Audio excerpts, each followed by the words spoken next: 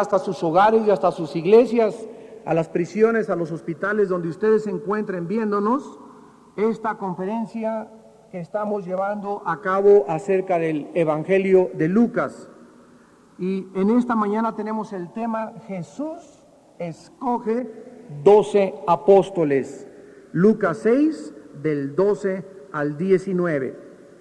En aquellos días, él fue al monte a orar y pasó la noche orando a Dios.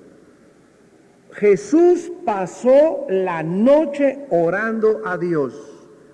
Y cuando era de día, llamó a sus discípulos y escogió a 12 de ellos, a los cuales también llamó apóstoles: a Simón, a quien también llamó Pedro, a Andrés su hermano, Jacobo y Juan, Felipe y Bartolomé, Mateo, Tomás, Jacobo, hijo de Alfeo, Simón llamado Celote, Judas, hermano de Jacobo, y Judas Iscariote, que llegó a ser el traidor.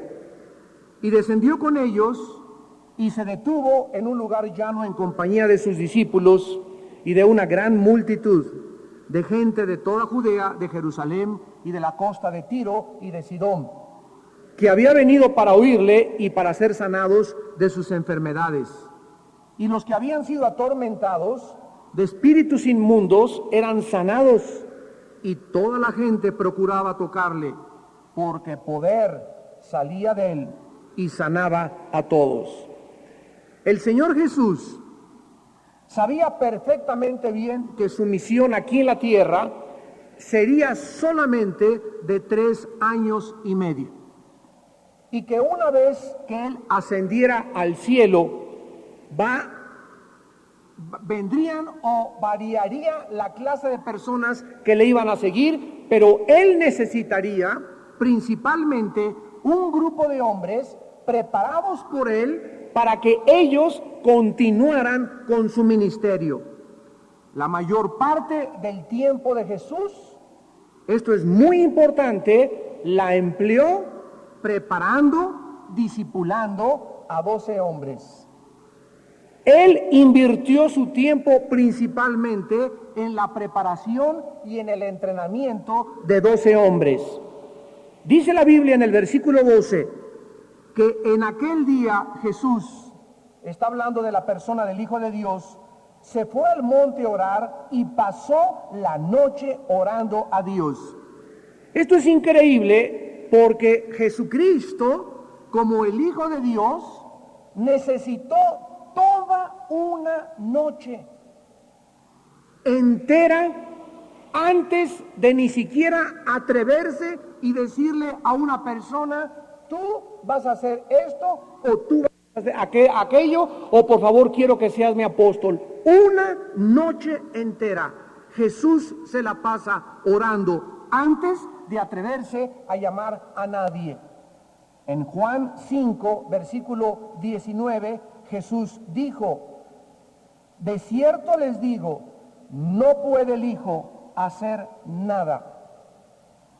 No puede el Hijo hacer nada por sí mismo, sino lo que ve hacer al Padre, porque todo lo que el Padre hace, también lo hace el Hijo igualmente. Aquí Jesucristo reconoce su dependencia de Dios y confiesa y declara: todas las cosas que vengo a hacer a la tierra no las hago independiente de mi Padre. No es algo que yo quiera o que me surja o que me muevan mis sentimientos o mis emociones. Cuando yo sano a una persona, el Padre me dice: sáname a ese. Yo no digo a quién sano. Cuando echo un demonio, me dice el Padre: a ese no se lo eches, a ese tampoco, a ese sana, a esos leprosos déjalos así, a ese leproso lo sanas. Todas las cosas que Jesús hacía, las hacía guiado por el Padre mediante el Espíritu de Dios. Las decisiones que Cristo tenía que tomar eran importantísimas, porque estos hombres que él iba a continuación a escoger serían ni más ni menos los responsables de continuar su obra y de llevar el mensaje de la salvación al mundo entero. La palabra que se usa en Lucas 6:12 para orar es muy importante, porque en el griego hay dos palabras principales para orar. La palabra que se usa aquí es proseuche. Proseuche. Cuando dice Jesús pasó la noche orando a Dios. ¿Por qué es importante? Porque esta palabra proseuche abarca la oración total o completa que involucra acción de gracias, petición a Dios, alabanza a Dios, petición por las demás personas, etcétera, etcétera. Es una palabra muy común que se usa para todas las cosas que oramos a Dios. Por ejemplo, cuando tú te levantas en la mañana, tú no puedes levantarte en la mañana y, Señor, vengo a orar y te pido por mi papá y mamá, y solamente le pediste por mi perro, por mi abuelo, bendíceme, dame trabajo, en el nombre de Jesús, amén. Cuando tú te levantas, tú no oraste prosuche, porque tu oración que contuvo solo peticiones, ¿verdad? Pero en la oración prosuche no son solamente peticiones, sino que son inicialmente acción de gracias. Esta oración comienza así: Padre Santo que estás en el cielo, te doy las gracias por la vida que tengo, te doy las gracias porque amanecí, te doy las gracias por esta familia, mis hijos que están dormidos, mi esposa que sigue dormida, te doy gracias porque voy a enfrentar ahorita el periférico con tu poder, y voy a enfrentar mi trabajo y voy a ir a la escuela, gracias por la salud, gracias, gracias, gracias, gracias. Después de las gracias viene alabanza, número 2. Te alabo, Señor, porque eres grande, eres poderoso. Contigo asaltaré muros, derribaré ejércitos. Tú romperás candados de bronce, me derribarás murallas con cortinas de acero. Tú me abrirás el mar rojo. Te alabo porque eres grande, te bendigo, Señor. Esto es alabanza a Dios. ¿Lo haces? Y ya que das las gracias a Dios y ya de que alabas a Dios, comienzas entonces con las peticiones. Padre, te pido ahora por mi esposa, te pido que le des un espíritu de revelación a mi hijo, te pido por aquello, te pido por acá. Ya son las peticiones. Y después viene la confesión de pecado. En cuarto lugar, Padre, examíname qué hay de mal en mi vida, qué actitudes tengo yo con mi esposa, con mi esposo equivocadas, qué palabras dije ayer, etcétera, etcétera. Examíname, Señor, y permites a Dios que te comience a analizar y alumbrar para que puedas verdaderamente tener comunión con Él. Miren ustedes: acción de gracias, alabanza a Dios, peticiones y confesión de pecado. Esto nos lleva simplemente media hora. 10 minutos en acción de gracias o 5 minutos en aquello. Peticiones, olvídate, podemos estarnos con 20 minutos en peticiones, pero más o menos una oración normal, media hora, 40 minutos, una hora. Ahora, hay otra palabra en el griego para orar, y esta palabra ya no es prosuche, sino es deesis, con D de Daniel, deesis, que significa simplemente súplica, y no necesariamente a Dios. Cuando viene un musulmán y le dice, Alá, está deesis, están solamente suplicando a alguien que no conocen. Cualquier persona religiosa habla y suplica, y esta es la palabra deesis. Pero la palabra prosuche es la palabra que involucra y que contiene acción de gracias, alabanza, petición, confesión de pecado.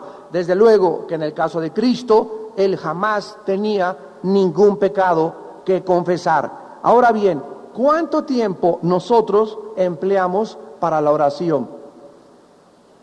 Si te vas a casar, necesitas 3 días de oración. Imagínate nada más, imagínate, estoy hablando en serio, un poco exagerado, pero quiero llevarlos a este punto. Tú te vas a unir a una mujer o te vas a unir a un hombre para toda tu vida. Para toda tu vida. Y esa persona que no vaya a ser la persona equivocada, que no es la que me mandó Dios, porque es el infierno más grande en el cual un ser humano pueda caer. Escoger o casarse con la persona equivocada. Si tú realmente amas a Dios y buscas a Dios y ya van a poner boda, busca un día en ayuno o en oración y así, Padre, si no es para mí este hombre, si no es para mí esta mujer, Señor, quítamelo de mi vida, que desaparezca en mi vida, que me diga que me puso los cuernos, que lo vea con otra, que lo veo con otra, pero algo que pase, que no sea yo la persona que caiga en una trampa. Porque dice Proverbios 18, el que encuentra esposa, encuentra el favor de Dios. Proverbios 18, 25. Ahora, la Biblia dice en Primera de Tesalonicenses 5, 17, que debemos orar sin cesar. Y hablar con Dios durante el día y durante nuestras actividades es una oración de compañerismo. Pónganme atención. Esta oración es cuando vas en el carro: Padre, gracias, te alabo, llévame con bien, gracias por este sol, gracias por esta lluvia. Yo entro aquí platicando y bendigo, Señor, estoy aquí platicando con una persona y estás mandándole telegramas a Dios. Padre, te pido ahorita con la persona que estoy hablando, te pido, Señor, que este techo lo acaben pronto, te pido por aquello. Esto es una oración de compañerismo cuando estamos en nuestras actividades, pero al mismo tiempo con Dios. Esto se llama oración sin cesar. Sin embargo, esta oración que Cristo tuvo no era ese tipo de oración, era una oración de concentración en un tiempo específico. Era una oración que nosotros diario debemos de tener con Dios. Está bien que ores en el coche, está bien, te pido por mi perro, te pido por aquellas cosas, pero la oración prosuche es el tiempo específico que diario debo de apartar para tener comunión con Dios. En Marcos 1, versículo 35, dice la Biblia que Jesús, levantándose muy de mañana, ¿de qué nos habla? 4, 5 de la mañana. Siendo aún oscuro, salió y se fue a un lugar desierto, sin música, sin CDs, sin ruido, sin que cante el gallo, sin que llore el niño, sin que nada, a un lugar desierto. Esto es importante. Nuestro tiempo con Dios para un tiempo diario específico tiene que ser un lugar solitario. Enciérrate en el baño de tu casa, en la sala de tu casa, en tu cuarto, pero asegúrate que no haya ningún ruido. Hermano, que cuando lloro me gusta tener música ahí de Marcos Witt y de alabanza, no hay ningún problema. Esta oración tuya es de alabanza. Puedes poner la música de fondo y estar alabando a Dios con esa música, pero es una oración de alabanza.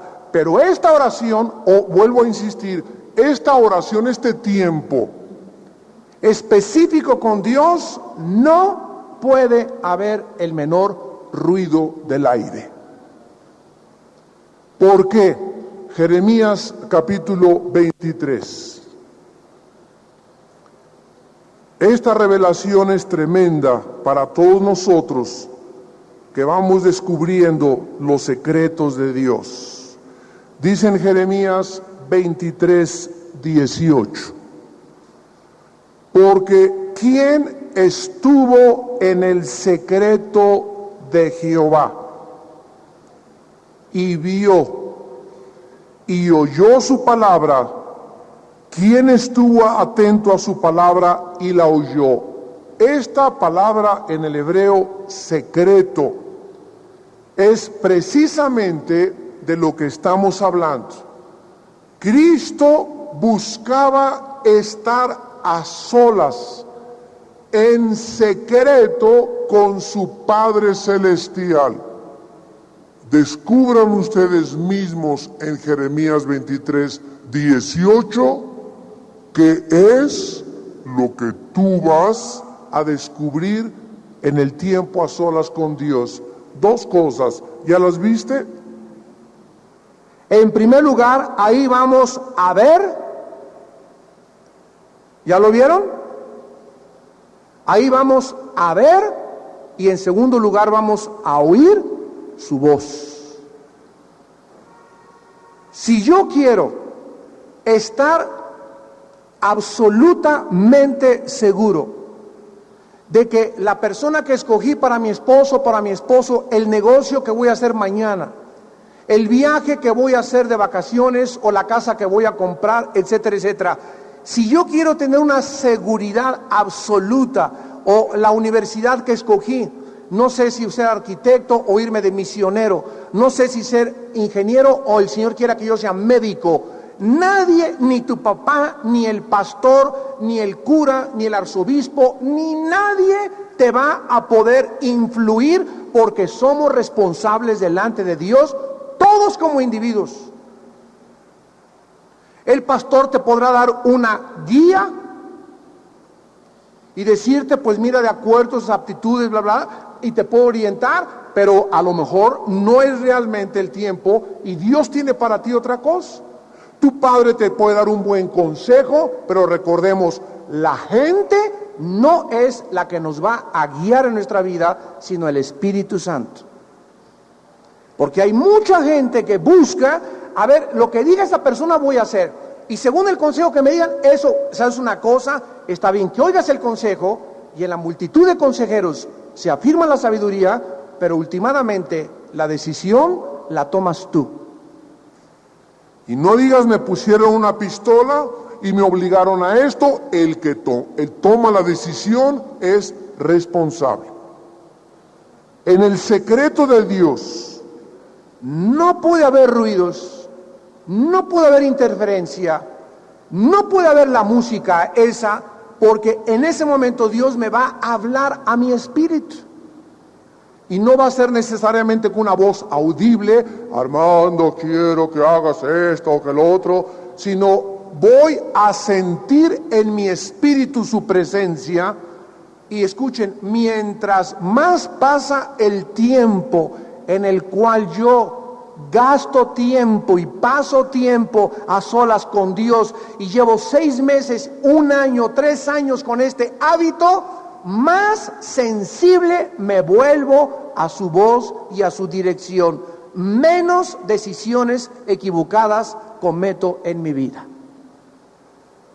¿Por qué? Porque vivo en comunión con Dios. Entonces tenemos que aprender qué es alabanza, tenemos que aprender qué es adoración, y tenemos que aprender que necesitamos un tiempo prosuche, un tiempo a solas, sin que haya nada que interfiera. La música interfiere en mis emociones y mis sentimientos. El canto del perico me distrae. Necesito estar concentrado y aprender en este tiempo de concentración a distinguir la voz de Dios. ¿Por qué creen que el diablo ha imitado este ejercicio espiritual y lo ha sustituido por la meditación trascendental? ¿Por qué creen que los gurús y los fakires se quedan así? Por horas.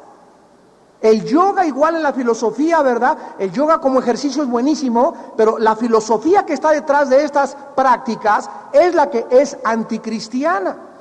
Y ahí están en Chapultepec y se quedan así durante 1 hora, 2 horas.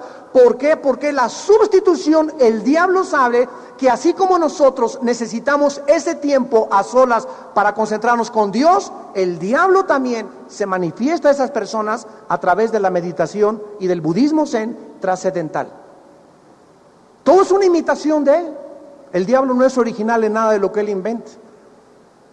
Ahora es importante también, para terminar con esto, que nosotros sepamos que si no tenemos este tiempo a solas con Dios, no esperes, repito, que las demás personas dirijan tu vida, no esperes que las cosas te salgan bien, no esperes que seas sabio en tus consejos, porque para que yo pueda dar buenos consejos, para que el negocio que haga tenga que prosperar, para que todas las cosas tengan la bendición de Dios, necesito pasar tiempo a solas con Dios diario. Mateo 6:33, busquen mi reino y mi justicia. Búsquenme diario. Tengan sed y hambre de mí. Y yo te prometo, dice el Señor, que todas las demás cosas te las doy por añadidura.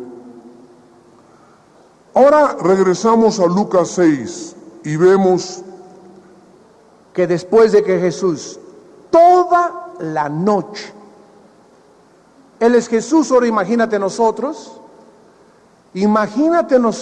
si Jesús tuvo la necesidad, si Jesús se levantaba de mañana, si Jesús era su prioridad buscar a su Padre antes de desayunar, imagínate tú y yo la necesidad que tenemos de Dios, de buscarlo a solas en oración. Cuando era de día, o sea al amanecer, versículo 13, Lucas 6, llamó a sus discípulos, o sea, la palabra matetus, discípulos, significa los que siguen a alguien. Todos los que le seguían, los juntó. Y de entre todos los que le seguían, hizo Jesús una selección muy exclusiva de nada más 12 personas para que se convirtieran en verdaderos seguidores de cerca de él. Todos los demás le seguían de lejos. Allá va Jesús, vamos ahí el domingo de 10 a 11. Allá va Jesús el miércoles, hay un servicio de 8 a 9. Pero muy pocos le siguen diario.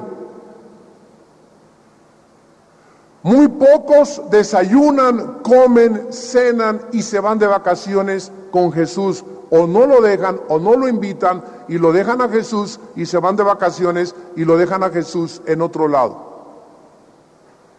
Y vamos en esta noche a entender quiénes son los apóstoles. Y tú puedes estar en el nivel que quieras cerca de Jesús. Tú puedes estar bien cerca de Jesús, tú puedes estar a 3 días de Jesús, tú puedes ser un cristiano de cada semana nada más, o de 3 días a la semana, o puedes ser un cristiano de las 24 horas del día de Jesús. En Juan 8, vayamos a Juan 8, para aclarar esto, versículo 31 al 32. Jesús dijo a los judíos que habían creído en él. Esto es importante. No se está dirigiendo a los que no han aceptado su mesianidad ni tampoco su deidad. Les está hablando a judíos que ya pusieron su confianza en él, que le dijeron: Cristo, te quiero seguir. Se paró en el desayuno y levantó la mano el hermano y decidiste que íbamos a seguir a Cristo. A esos él les está hablando. Si vosotros permaneciereis en mi palabra, seréis verdaderamente mis discípulos. A ver, vamos por orden.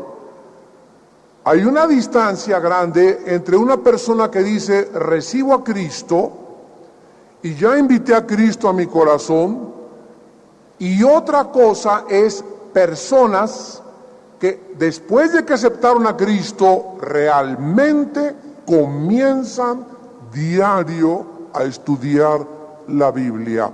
Diario. Dice Jesús, hay dos tipos de discípulos. Hay unos que me dicen que ya creyeron en mí y que me quieren seguir, pero creen que es de 11 a 12 el domingo. Y hay otros que están continuamente conmigo. Ahora, ¿quiénes son, de acuerdo a Jesús, los verdaderos discípulos? A mí no me miren, ahí está en el versículo 31. Los que permanecen. Hermano, yo oro el lunes, leo la Biblia el martes, el jueves y el domingo. No eres discípulo de Cristo. Yo vengo aquí al servicio, hermano, los martes y canto aleluya, gloria a Dios, y me caigo al suelo y hablo en lenguas y levanto y me pongo a sudar y veo los ángeles aquí circulando por el techo y tengo visiones celestiales, pero el miércoles es otra cosa. No eres discípulo. Para ser discípulo se necesita permanecer. Ahora, vean ustedes que solo los cristianos que permanecen conocen la verdad. Versículo 32. ¿Ya lo vieron? Si permanecen, serán mis discípulos. Y la primera consecuencia, el primer premio, la primera recompensa, la consecuencia que Dios le dará a los que quieren permanecer y diario, viene la palabra, y diario tienen un tiempo con Dios, solo estos seres humanos van a conocer la verdad.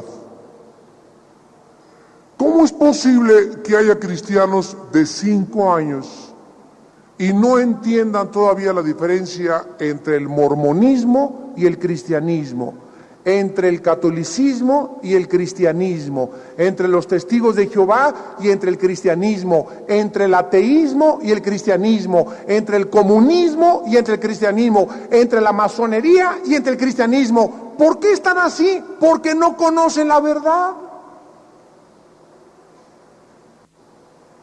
No han podido discernir todavía qué es verdad y qué es mentira. La siguen melcochando, la siguen cruzando, tienen zonas grises en su mente. Pues esto para mí es verdad, no es para lo que es verdad.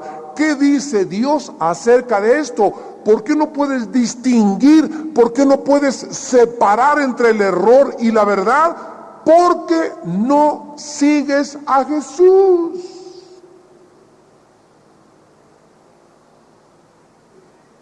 Y por eso te vas con la finta tan rápidamente. Ahorita hay un movimiento, gracias a Dios, en el mundo que se llama el movimiento mesiánico. Miles de judíos se están convirtiendo a Cristo, al Mesías Yeshua Mashiach. Gracias a Dios por este movimiento que está comenzando a ganar mucha fuerza. Pero como en todos los movimientos nuevos, el diablo se tiene que meter. Comenzaron las lenguas, ¿se acuerdan? Ya todo mundo quería hablar en lenguas. Comenzó la liberación, pues todo mundo tenía chamucos, hasta los Mickey Mouse había chamucos. Y todos los movimientos nos llevan siempre a los extremos y tenemos que encontrar el equilibrio. Y ahora este movimiento está tratando, ¿verdad? No todos, muchos. No, es que realmente el cristiano es el que se pone la kipá aquí arriba, la cachuchita esa que se ponen los judíos, y tienes que traer el talit, y tienes que dejarte los chorizos aquí colgando, y el pelo así, vestirte como judío, y actuar como judío, y la Torah, etcétera, etcétera. Espérame tantito, no me judaices. Nosotros somos gentiles convertidos al mesianismo, a Jesucristo. Como gentiles hemos abrazado al Mesías, pero una cosa es que tú quieras regresar a las ceremonias del Antiguo Testamento, y otra cosa es que a mí quieras hacerme un judío, porque dice Romanos 2 que judío es el que es circuncidado del corazón, no el que trae la kipa o el que se pone de diferentes maneras. Esos son los judíos étnicos. Y cuando caemos en eso, entonces caemos en errores doctrinales por causa de la ignorancia. El otro día un señor me dijo, es que Armando, tú debes de ponerte la kipa todos los días. Y le dije, en el nuevo pacto, 1 Corintios 11, Dios prohíbe que el hombre se cubra la cabeza.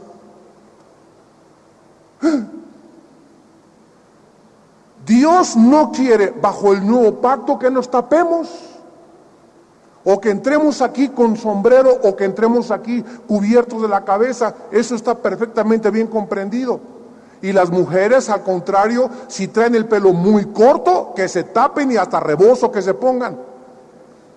Porque le es deshonroso a la mujer traer el pelo corto. Ahora, si te quieres pelear, peléate con la Biblia. 1 Corintios 11 está tan claro como el agua. Solamente nosotros les comunicamos cuál es el consejo y los oráculos de Dios. Los discípulos verdaderos no son solamente los que de vez en cuando aprenden, sino los que se pegan a Jesús. Los que se pegan siguiéndole a donde quiera que va, estudiando y aprendiendo de él. Jesús llama a 12 apóstoles para que desayunen con él, caminen con él, viajen con él, cenen con él y convivan con él en su ministerio terrenal. Y estos hombres iban a servir a Jesús de manera especial. Miren ustedes en Marcos 3. Marcos capítulo 3. Si alguna cosa necesita la iglesia de nuestros tiempos en esta época, es equilibrio.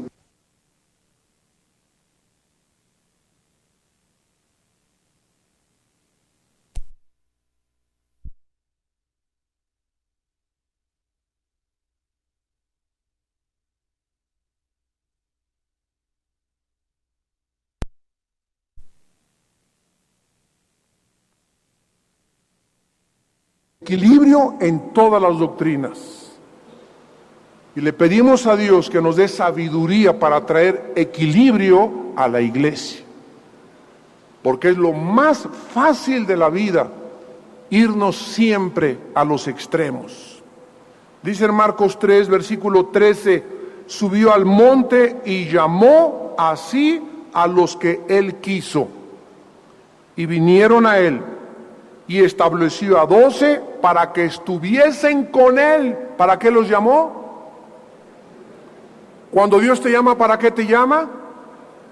Mira, primero dice Jesús, Armando, te llamo para que estés conmigo, pases tiempo conmigo, desayunes conmigo, que te acuestes conmigo, viajes conmigo, y cuando estés conmigo, entonces te puedo enviar. Hermano, quiero ser misionero. ¿Cuánto tiempo pasas con Jesús diario? Quiero ser predicador. ¿Cuánto tiempo pasas con Jesús diario? ¿Quieren un instituto bíblico? El instituto bíblico, el seminario, no te va a hacer un hombre de Dios. Lo que te hace ser un hombre de Dios es pasar tiempo con Jesús.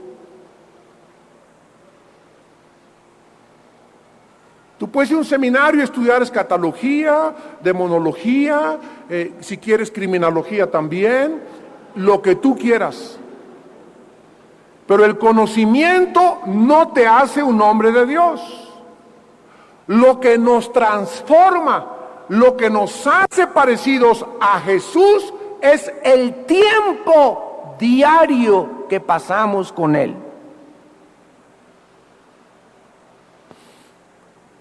Eso es lo que hace de nuestra vida el cambio. Ahora, en el versículo 13 de Lucas 6, dice la Biblia que entonces llama a 12 y a quienes les da un nombre,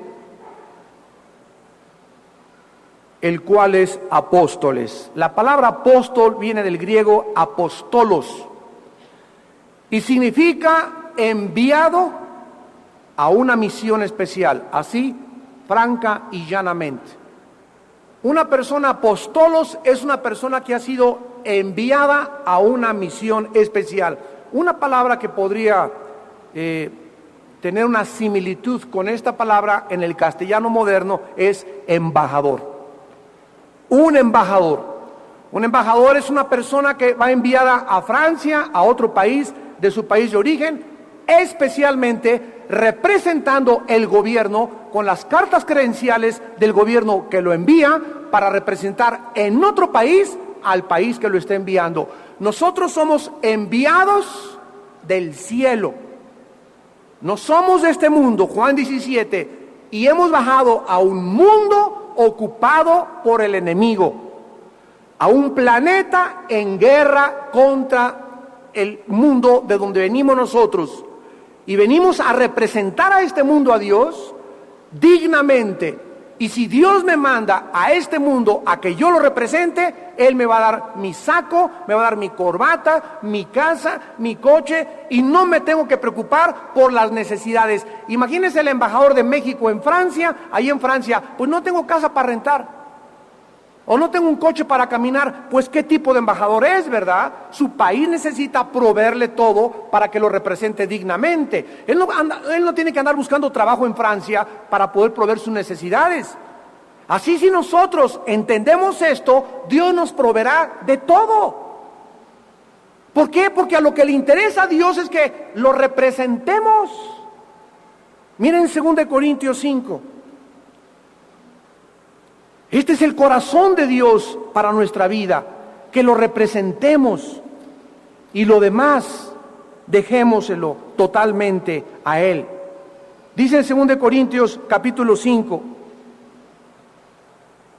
versículo 20, así que somos, ¿qué cosa? Embajadores en nombre de Cristo. Eso es lo que somos. Como si Cristo, Dios, rogase por medio de nosotros, o rogamos en nombre de Cristo, reconciliados con Dios. ¿Cuál es el mensaje a este mundo?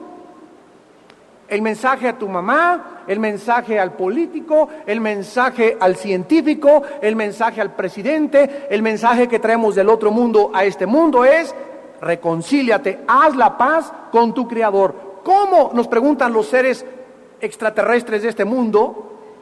Pues hay un hombre que murió en una cruz, pagó por tus pecados, Dios te manda este mensaje del otro lado. Los que acepten este mensaje nos acompañarán al otro mundo, y los que no se quedarán fritos en esta tierra, porque el fuego quemará y pasará por fuego las obras de los seres humanos.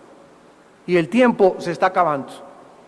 El tiempo se está acabando, y este mensaje tiene que ser predicado con urgencia.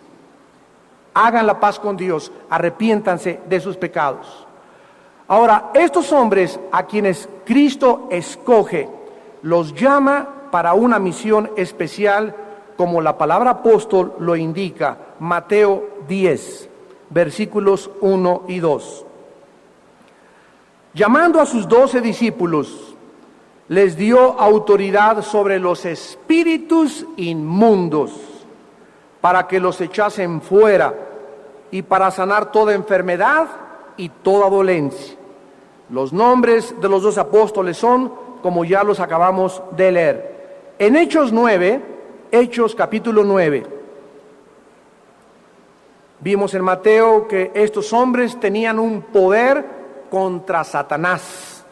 Sacaban demonios de las personas, podían sanar enfermedades, estaban ungidos de forma especial por el Espíritu Santo. En Hechos 9, versículo 6, Dios llama a otro apóstol llamado Pablo, y cuando Pablo se enfrenta a Jesús, temblando y temeroso, le dice a Jesús: Señor, ¿qué quieres que yo haga? El Señor le dijo: levántate, entra en la ciudad y vas a hacer esto y esto y esto. ¿Así le dijo? Miren ustedes, primero levántate, ve y obedece lo que te estoy mandando, y cuando ya obedezcas, el punto número 1, se te dirá lo que debes hacer. Así es como Dios nos guía a todos. Ay, hermano, pues yo quisiera saber si voy a ser ingeniero o si voy a ser misionero. Dios no va a revelarte ni con quién te vas a casar si ahorita no lo estás obedeciendo en las áreas en las que tú sabes cuál es su voluntad. Si Dios te dice, honra a tu padre y a tu madre, y no estás en este día, en esta semana, en estos días, honrando a tus padres, no esperes que Dios te dé luz sobre otras áreas. Dios te dice, ama a tu esposa con amor sacrificial. Si a tu esposa no la amas verdadera y sinceramente, y solo Dios y tú lo sabes, y mi corazón y Dios lo sabemos, si tú no amas a tu esposa de esa manera, no esperes dirección de Dios. Porque primero tenemos que hacer lo que Dios nos ha dicho que hagamos para después tener dirección. ¿Cómo quieres saber si te vas a ir de misionero? ¿Cómo tratas a tu madre? ¿Cómo quieres saber que Dios quiere ese negocio para ti? ¿Cómo tratas a tu esposa?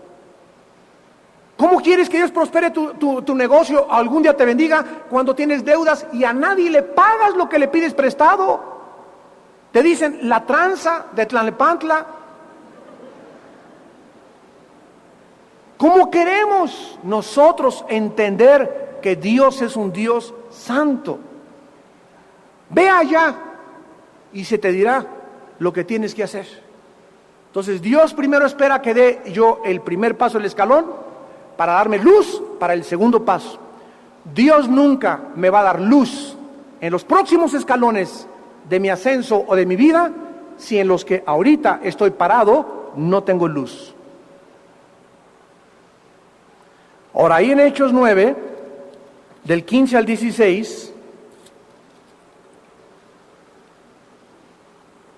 ya que Pablo obedeció, Dios no le revela a Pablo directamente qué tenía que hacer, sino que manda a otra persona, a otro discípulo llamado Ananías, para que vaya con Pablo y le anuncie a Pablo que no va a ser el predicador más grande del mundo, que las naciones no van a estar bajo sus pies, que no va a ser el hombre más exaltado y más bendecido y el profeta del siglo, sino que Dios le manda un recado y le dice a Ananías, versículo 15, ve, porque instrumento escogido me es este para llevar mi nombre en presencia de los gentiles, de reyes y de los hijos de Israel, porque yo le mostraré cuánto le es necesario padecer por mi nombre. Qué increíbles mensajes ahora comparados con los de la Biblia, ¿verdad? Ahorita queremos oír mensajes que nos digan que somos lo máximo y los mensajes de Dios son: recuerda, Dios nunca va a levantar a un profeta, a un evangelista, a un pastor, a un maestro, a un predicador, si antes esa persona no entiende algo. Tiene que pasar la prueba del sufrimiento.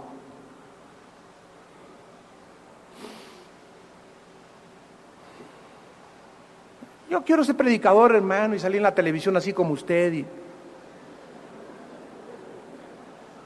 si tú supieras que para llegar al lugar donde nos encontramos ahorita fueron años y años y años de sufrimientos, de muchas lágrimas, de muchas traiciones, de muchas desilusiones, de muchos fracasos,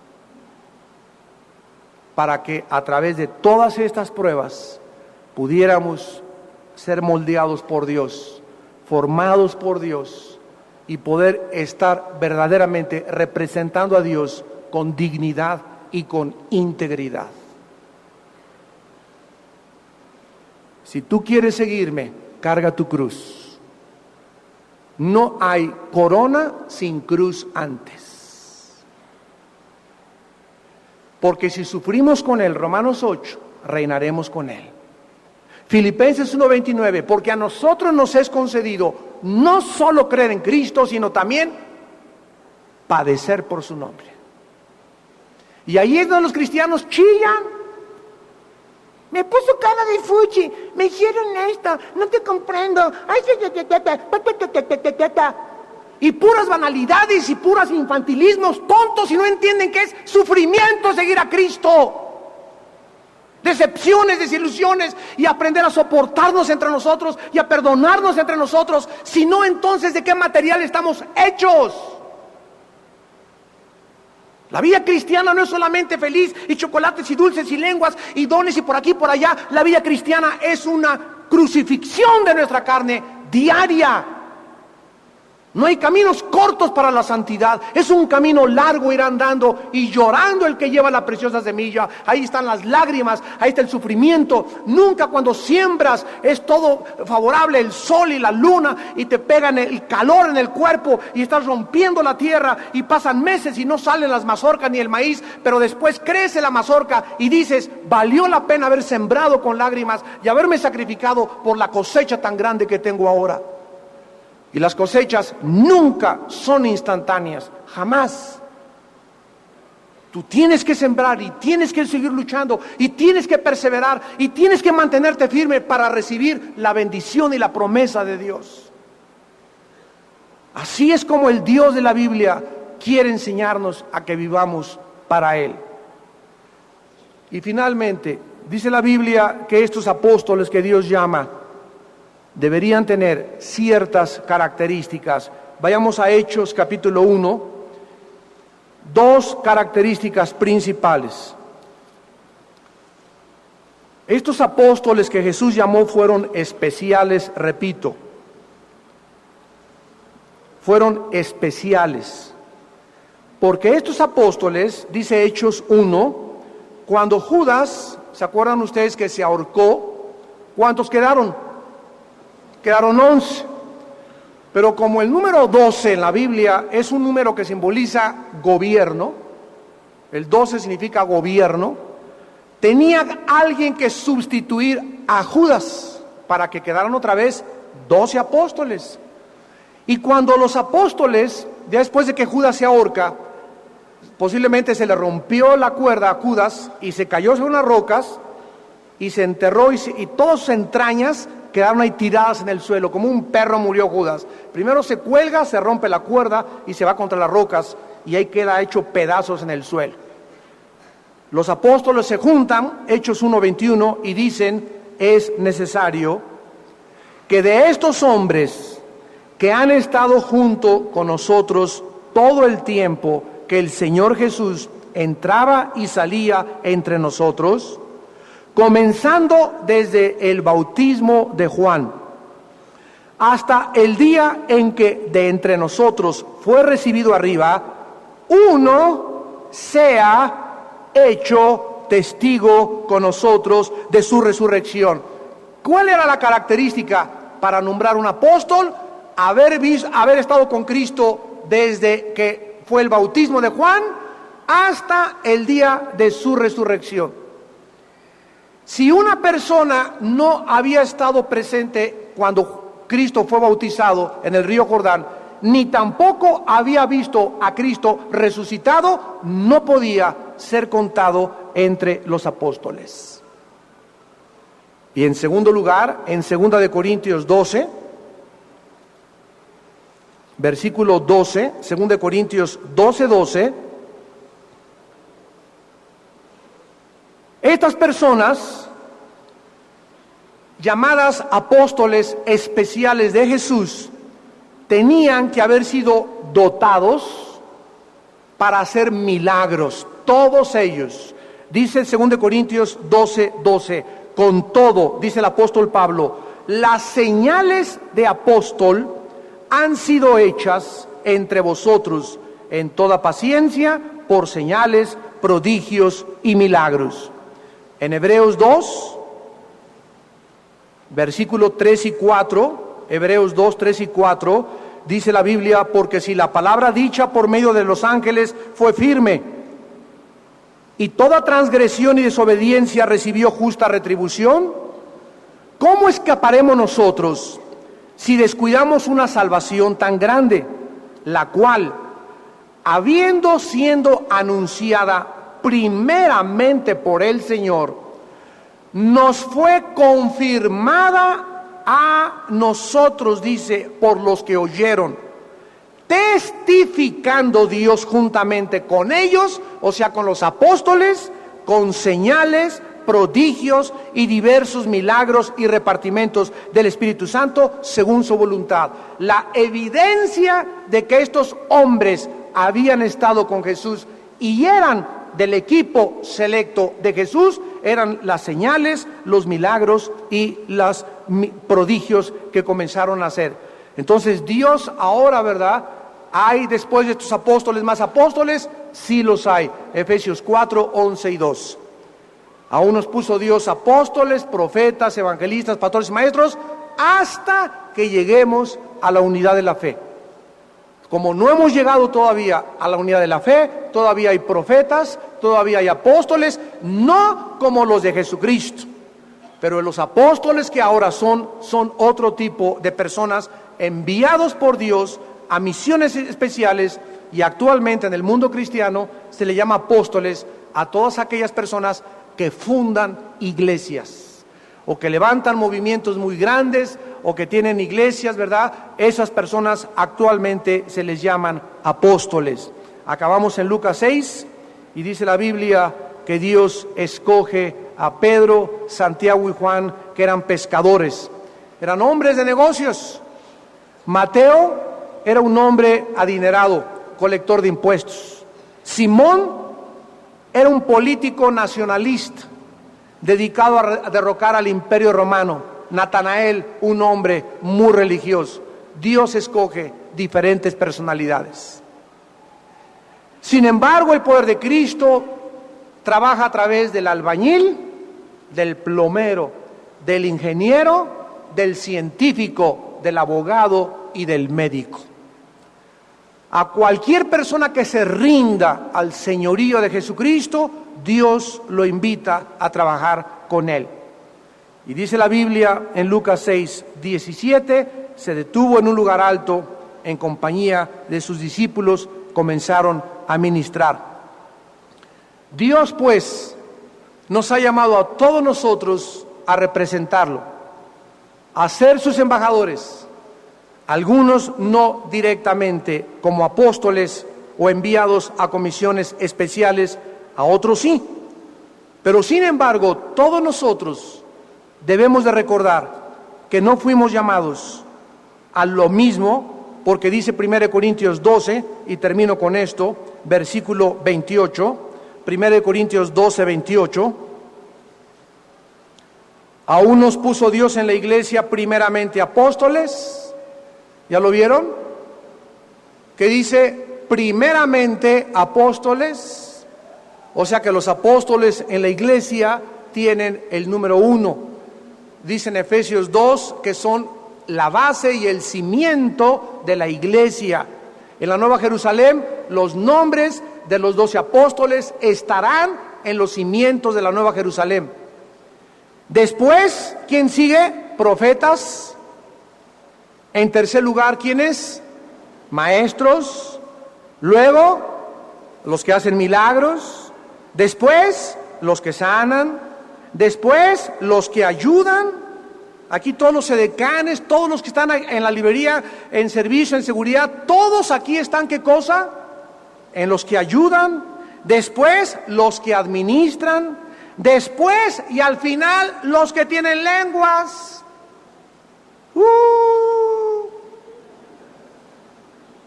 Pero cuando vino el movimiento de las lenguas, todo mundo quería el último de los dones.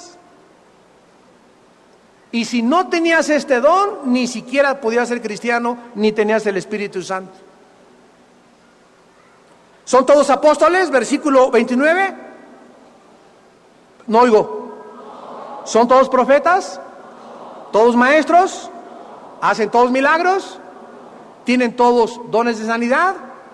¿Hablan todos lenguas? Entonces,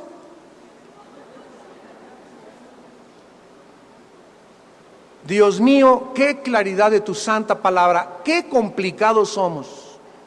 Somos conflictivos como nosotros mismos. Todo nos encanta hacer un sancochado de todo, un chorizo de todo, y nos metemos en cada rollo y en cada cosa, cuando la Biblia es tan clara. No todos hablan lenguas, no todos interpretan. Procuren los dones mejores, y el capítulo 13 es el amor.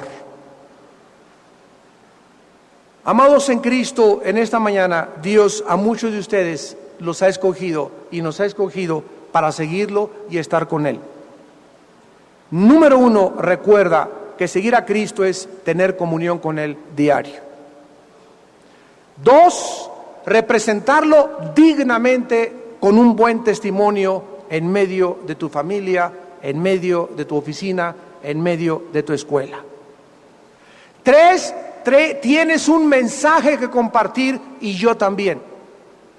Rogarle a la gente, pedirle a la gente que hay manera de hacer la paz con Dios mediante la cruz y la sangre derramada en el Calvario. Y en último lugar, recuerda siempre, no tengas envidia ni celos de ningún hermano que predique mejor que tú, o que a ti no te llamó a predicar y te dio otros dones, y no trates de meterte en un campo de autoridad que Dios no te dio. Si tú no puedes predicar y quieres meterte de predicador, la vas a regar. Porque tú tienes otros dones y el predicador no es el mejor de los dones. Si tú tienes lenguas, respeta al que tenga lenguas. Si yo no quiero hablar en lenguas, te va a contestar el Señor, ¿para qué quieres que hables lenguas? Porque quiero sentir lo que siente eso. Dios no viene a complacer nuestras sensaciones. Confórmate con lo que Dios te da, y lo que Dios te da lo vas a manifestar. Otros hermanos pueden orar y sanan, otros no sanan, otros esto, otros aquello. Todos nos necesitamos. Todos somos útiles y todos formamos parte del cuerpo de Cristo. Aquí se acabaron las envidias, se acaban los celos, se acaba la competencia entre nosotros. Porque no estamos en competencia, estamos para trabajar juntos para la gloria de aquel que nos llama a vivir cerca de Él. Oremos. Padre, te damos gracias por tu palabra en esta mañana y por el altísimo privilegio de haber sido escogidos, no por obras ni por ninguna cosa que hayamos hecho, sino por tu gracia y tu misericordia. Indignos somos todos, Señor, de este llamamiento, pero tuviste misericordia de nuestras vidas.